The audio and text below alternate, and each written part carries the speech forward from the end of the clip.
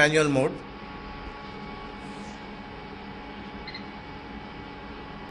You have to enter a password.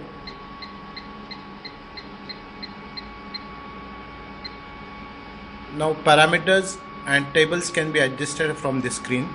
Parameters. You can adjust many parameters like maximum degree of welding, maximum degree of rotation, maximum speed. You can select the required table which you are going to weld.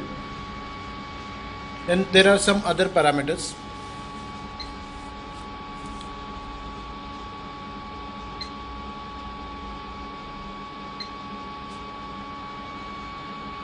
Welding pulse on or off, reverse reset job counter. Then you can set the table according to the different diameter and thickness.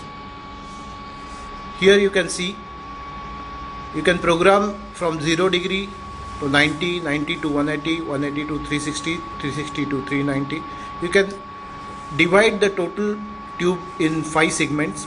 Then you can adjust the speed according to each segment and current according to it. There are 7 tables in this machine where you can select pre-programs, and according to it you can start welding. This power source is a combination of